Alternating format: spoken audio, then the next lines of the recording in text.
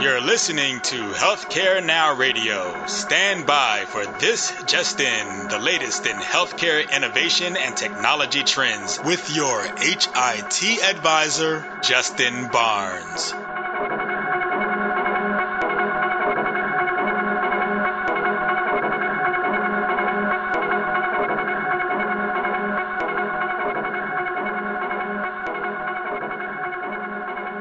Thank you for tuning in, and welcome to This Just In. I'm your host, Justin Barnes. In these half-hour segments, I'll bring you the latest advancements in healthcare, strategy, innovation, and public policy. As always, we're broadcasting from the This Just In studios on the Business Radio X network, as well as the Healthcare Now radio network.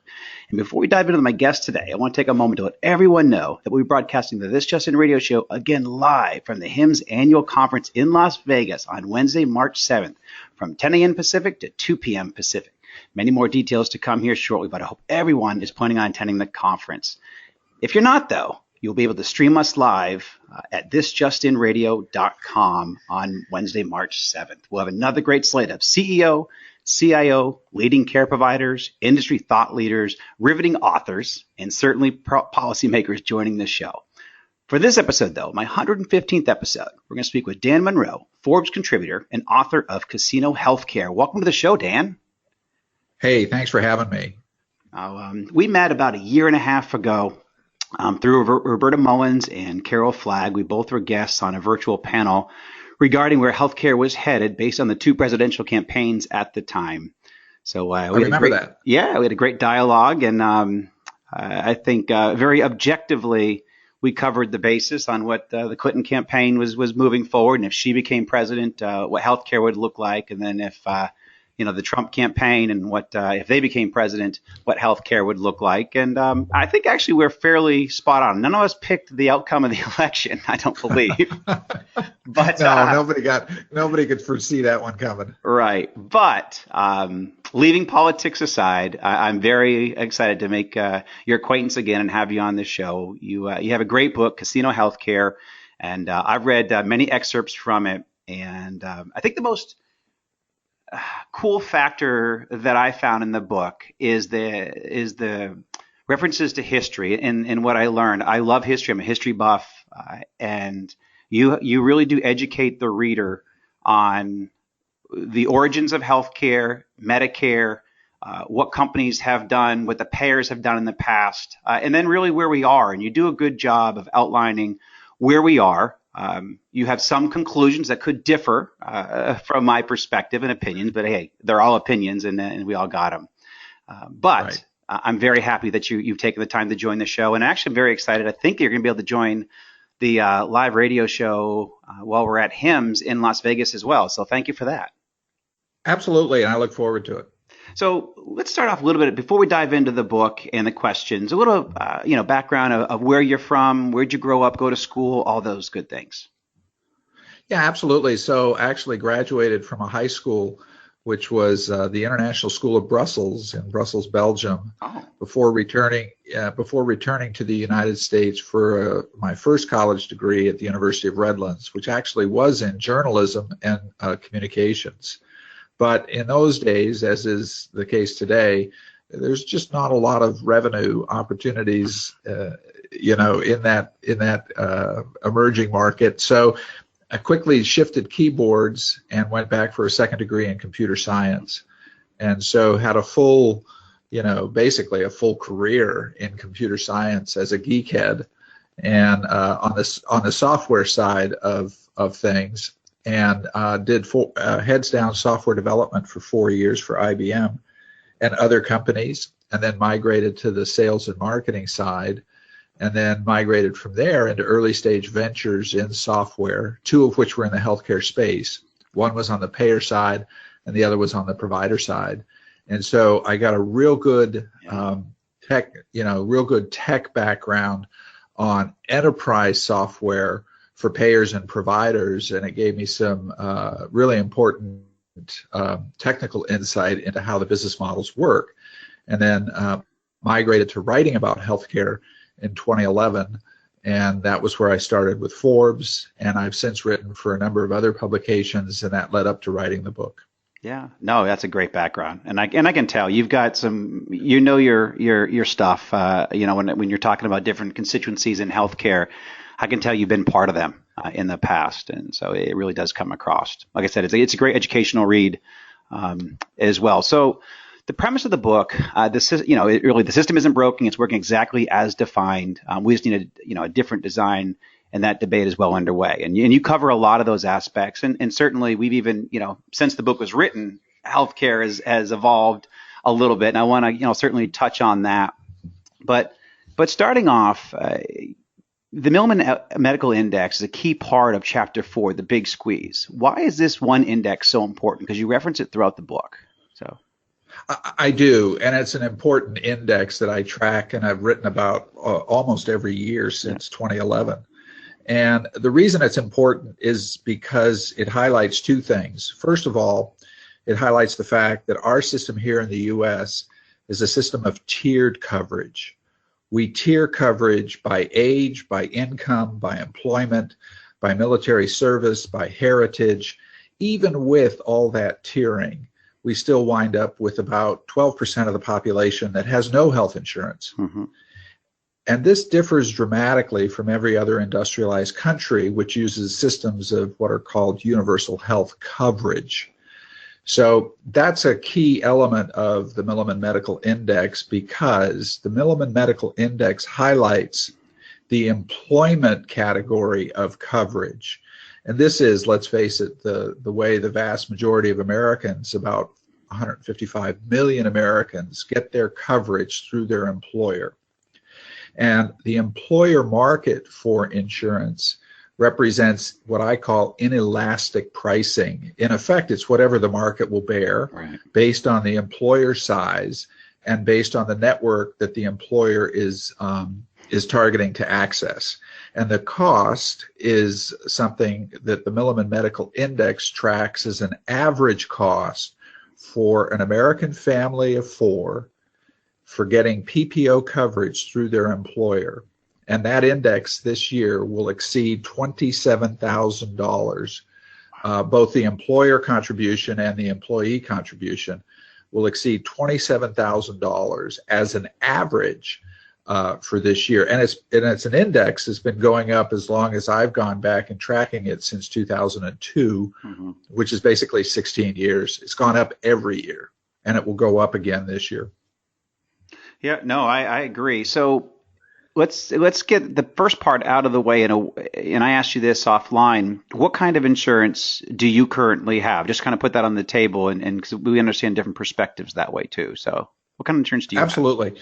Yeah, so we have commercial coverage, and I've referenced this in some of the coverage that I've done on Forbes, because our provider is actually Anthem. And we were a part of the Anthem data breach that happened, I think, 3 years ago, where about 80 million Americans, their health data was potentially compromised by Anthem, and we were a part of that process. So I got a chance to see it firsthand, and so we have commercial coverage through Anthem. Okay. Yeah, and just for my readers, I haven't really brought this up much in the past, but I have MediShare. I had to do a pretty dramatic shift and change for exactly why your book was written, and just for what we're experiencing as Americans, is my costs were just dramatically going up. I've been self-employed for a long time, and I actually went out to the exchange, but that was just getting astronomical, for my wife and I. We don't have children, but we were paying $12,000 a year to have access to health care.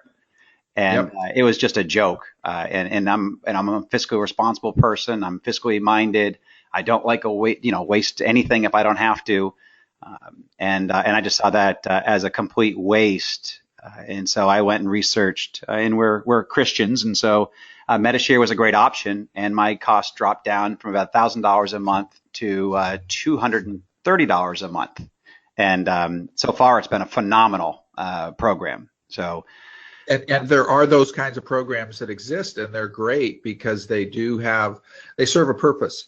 And the challenge is that for most Americans, though, that are struggling to find insurance outside of employment, mm-hmm. for example, obviously there's Medicaid, which if you have a low enough income, you can qualify for. If you're over a certain age, you can qualify, obviously, for Medicare over 65. But there's those gaps where you're not able to get access to employer coverage, right, and you're in a family or in an age group or a band where you have to go to the commercial market, and the commercial market is just brutally expensive. Yes, it is. And it's, your book articulates that and also why it's so expensive in great ways. So let's dive into the single payer topic. So is single payer healthcare the ultimate solution, in your opinion, or goal? Your thoughts there? So, yeah, it tends to get a lot of traction, and it has gotten a lot more traction, certainly since Bernie Sanders brought it into the political dialogue with the idea of Medicare for all. The fact is, most Americans understand peripherally how Medicare works. So the idea of simply expanding that to be coverage for every American is an easy concept to understand. But I would argue that Bernie short-circuited the debate because he went straight for discussing about Medicare for all without getting into all of the details of how that would work and how Americans might access that. The reality is that we don't need single payer to get to a system of universal health coverage. And it's the universal health coverage process that is really the biggest single leverage against cost. And the reason is simple. It's because in healthcare, there's actuarial math, which determines the cost of insurance based on the size of the pool. Well, if you divide that pool and slice it and tier it in the way that we have, you get all kinds of opportunities for pricing that are arbitrary and in many cases capricious. And if you simply make everybody a part of the pool, you get the largest possible denominator for every cost. And that becomes, in effect, single pricing healthcare. And that's my argument. How you pay for single pricing healthcare is immaterial.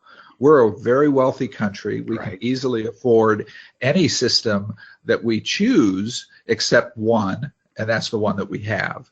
So is single payer necessary? No. We could use a multi-payer system like other countries have, and probably one of the better examples of that is Germany, which uses a multi-payer model, and they use it fine, but it's predicated on a system of universal health coverage. And so that's the argument that I am passionate about making relative to the articles that I write, and then also the primary argument in the book. Do you think the payers would go along with it because they're making so much money now? Or where do you think the pressure would come from to make something like that happen? Where would that influence come from? Well, the interesting aspect of this is the fact that it's a kind of a misperception that the payers are making egregious profits off of this system of commercial coverage. The reality is the net profit margin for commercial payers is relatively low. It's typically well under 5% for most commercial payers. And if you compare that, let's just, take the lens back a little bit and compare it to, say, a company like Apple or even pharmaceutical companies, the net profit margin for those groups is often 20% or more. So the payers aren't really making, in a sense, a lot of money off of the business of coverage. So if you effectively took them all out of the equation completely, I'm not sure you would have the dramatic effect that you would need relative to cost. And so the reality is that they would still be in the business of providing administrative functions, which they do today. And in fact, a large percentage of the payer business isn't even risk or covering risk as much as it is administering the process of healthcare for billing and accounting purposes. No, I understand. I guess you're probably the first guest that has said that the insurance companies aren't making the profits that we think. And I agree with you. I mean, I agree with the difference between 5% and 20%. But no, I understand. So what's the timeline you see for systemic healthcare reform then? What do you with all that's going on? Yeah, so in the sense of looking at this historically through the lens of other countries that have approached this, and probably one of the best examples is Canada. Kind of from start to finish, it's typically about a 40 to 50 year timeline. And so that can sound daunting on the one hand. On the other hand, I feel like, and I think that we're about halfway through that kind of a timeline, which is 40 to 50 years. Yeah. And the reason I say halfway is because if you go back in the history, our first public recognition, if you will, that we needed to make a systemic change was probably Hillary Care in 1993. Right. And so 1993 is kind of the starting point of our public recognition that we were on and we continue to be on a path that's unsustainable. And so 1993 until today is literally 25 years. Mm-hmm. So 25 years in a 50-year timeline is probably about right. And of course, since then, we've had a number of other legislative passes, some of which have been more successful than others. Certainly Obamacare had elements of its of success, but it wasn't the dramatic change that we need, and it reflects more of the incremental change towards these other systemic goals. Yeah, actually, that's a great perspective, and I actually agree with your perspective. So, and it's actually more to kind of put some fuel in there as well. I think, did you see the MedPAC recommendations from about a week ago that they actually voted 14-2 against MACRA and MIPS in the Quality Payment Program? So I think we could see. I don't see Congress taking it up anytime soon, but I do see a lot of consternation with the changes that are trying to be made in healthcare. So yeah, and it goes back to what it goes back to what President Obama said, kind of as he was walking out the door. He said, progress isn't always linear, right. And it's always it's not always net positive. So that's part of the process that we're engaged in, is the sense that we're going to make these changes and they're going to happen over a period of time. They're not going to be a function of a single piece of legislation or, I think, a single administration. No, excellent. And for those just tuning in, we're speaking with Dan Munro, Forbes contributor and author of Casino Healthcare. So what are some of the, you mentioned some other countries, Germany, I think you may have mentioned Canada, but are there any other examples of systemic or healthcare reform out there? So yeah, there's a great one that a lot of people aren't aware of, and I reference it periodically, but I think it's a great example right here in the U.S., is the all-payer system in the state of Maryland. Now, granted, it's a small sort of population in the state of Maryland, which is, I think, it covers about 6 million people. And granted, the all-payer system that they have is for inpatient pricing only, but it's a great model in the sense of getting to single pricing, and they do have plans to extend that more broadly to outpatient services as well. The challenge, of course, is that the single pricing that they use is not tied. They managed to get a waiver through CMS. So the waiver that they have from CMS, in effect, means that all of the other states, all 49 other states, are basically subsidizing the higher price that the all-payer system in Maryland uses for Medicare pricing. Fascinating. Actually, it is. Yeah. No, go ahead. Yeah, so that's a great example of where I think we're seeing some of those kinds of beachheads where they're more than just experiments. The all-payer system in Maryland has been up and running for a number of years, and I hope and I think they have plans to expand that this year into the outpatient setting, which would be then more of a single pricing model within a single state, and how to then branch that into both other states and then potentially nationally. Excellent. I initially thought when you started to talk there, you were going to say something. California just rolled out a really cool accountable care or ACO blueprint that I think the rest of the country will be able to follow. It's a different perspective. It actually is working through the payers, but that's the direction you're initially going to go. But I do know the Maryland program that you're speaking about, and I agree that is something that we can certainly look to. So what's shifting gears a little bit for say the last 6 minutes or so of the show. Let's talk about, certainly want to give a plug, do want people to pick up Casino Healthcare.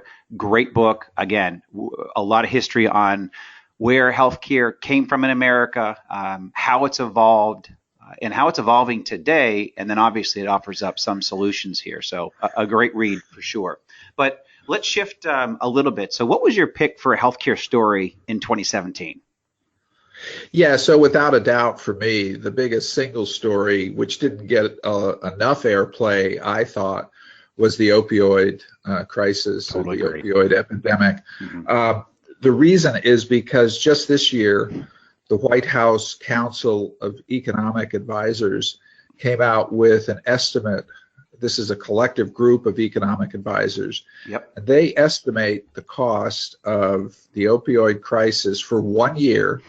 This is going back 2 years now, 2015. They estimate the cost of the opioid crisis in 2015 at over $500 billion just for 1 year. And the challenge is that it's not just a cost component, which is huge. It's the huge amount of trouble that it leaves in its wake relative to mental health, substance abuse, and all of the sort of tangential issues that the country is now left with as the result of this crisis, which started with basically, if you go back into the history of it, which I did, by the way, another great book to read if you haven't read it is a book on this topic, which is called Dreamland. And I can't recommend it enough because it talks about how this problem and how this crisis mushroomed from its earliest stages. And it started with a letter, a 100-word letter that the pharmaceutical industry relied on for being able to basically to prescribe opioids in a way in which they felt was safe and avoided addiction. And that's obviously not the case. And we're left with the results of that. And we'll be left with the results of that for a long period of time because $500 billion is a lot of money. It is. And I'm glad you brought it up, and I'm glad that we're talking about it. And, I'm glad that the Trump administration is beginning to tackle it. We're tackling it pretty heavily here in Georgia. I'm pretty close with the Attorney General here, and he's got a great task force that he's, put towards this. We're being hit very hard, certainly in the northern parts of Georgia, with opioid abuse. But I think all communities are. And if you don't know that, you do need to research it because it's very serious. So. Yeah, absolutely. I agree. So thanks, Dan, for bringing that up. So what do you see for, what are some of the big stories, or what are we going to continue to see? Obviously, the opioid crisis is going to be front and center for 2018 and 2019. But anything else that you see on the horizon this year, next year? Yeah, so I think we're in a period of what I would call high chaos. And the reason is because there's a strong focus and there's a strong amount of activity geared towards sort of dismantling Obamacare. And I understand the politics behind that. I don't agree with them, but I understand the politics behind that. And I think there will be some success in dismantling that. But it won't change the ultimate trajectory other than it will change the timeline. And it may be that we've delayed the timeline to some of the systemic changes that we need by 2, 3, or 4 years. But their ultimately, the trajectory is unchangeable because the costs cannot continue to rise in the way that they continue to. I couldn't agree more. And I agree. I see that chaos out there as well. I see the chaos among providers. I see the chaos among companies. I see the chaos certainly among patients. So and payers. There's an amount of chaos in the payer community because they have to price for the year ahead, and they're starting already to think in terms of pricing for 2019. And it's like, how do you price? how do you price this based on an administration that wants to, keep pulling pins on grenades? And so there's a real challenge to that market as well. Yeah. I couldn't agree more. Well, we're basically at time, Dan. You're a great guest. I appreciate you taking the time out. Dan Munro, Forbes contributor and author of Casino Healthcare. And I certainly look forward to seeing you at HIMSS on March 7th, Wednesday, March 7th, and look forward to having you on air there as well. Absolutely. Look forward to it, and we'll look forward to seeing you in Vegas. Excellent. Thank you, Dan. And thank you to everyone for listening and joining us today. Please tune in weekdays at 2:30 p.m. Eastern, 11:30 a.m. Pacific. As always, you can track me on Twitter at HIT Advisor and use the hashtag ThisJustinRadio so we can respond to your comments from the show. If you missed any of this episode or want to hear more, all my shows are posted on Apple iTunes and out on SoundCloud and iHeartRadio and Spreaker. So very happy to see all that come into fruition. And also you can check out the new website we've launched at justinbarnes.com. Thanks, everyone. Have a terrific week.